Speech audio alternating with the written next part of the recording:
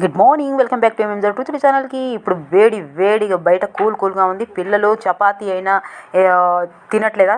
నేరుగా చపాతీ తినకపోయినా లేకపోతే మిగిలిపోయిన చపాతీ అయినా సరే కొంచెం గట్టిగా, కొంచెం గాలి తగిలితే గట్టిగా అవుతుంది. జొన్న రొట్టెలు ఇలా ఏ రొట్టెలు కూడా ఇలా పాడేయకండి. ఇలా సూపర్గా చేస్తే ఎంత బాగుంటుందో ఒక్కసారి చూడండి. ఇదిగోండి, మంచిగా పప్పుచారు, ఒక 2 గ్లాసులు పప్పుచారు తీసుకొని ఒక బౌల్ స్టవ్ మీద పెట్టాను అంతే.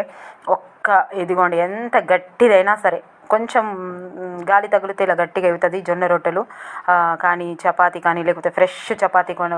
పిల్లలు నేరుగా చపాతీ తినకపోతే ఇలా చేయొచ్చు. సో ఇలా పప్పుచారు ఒక్కసారి ఇలా స్టవ్ మీద పెట్టి ఒక బాయిలింగ్ వచ్చిన తర్వాత ఇదిగోండి, ఈ చపాతీ ముక్కలు వేసి ఒక 2 నిమిషాలు ఇదిగోండి ఇలా చేసి అంతే దించేయాలి. ఇప్పుడు ఇంత చిన్నపిల్లలు తినేది ఉంటే ఇలా కొద్దిగా వేయండి, ఇక పెద్దవాళ్ళు తినేది ఉంటే అలాగే పెట్టచ్చు. కొంచెం కొత్తిమీర వేసి ఇలా వేస్తే ఏమన్నా ఉంటుంది అనుకున్నా, సూపర్ ఉంటుంది. పని లేదు, ఏం లేదు, గట్టి తింటారా. అండ్ మనం కూడా చాలా సూపర్గా తినొచ్చు.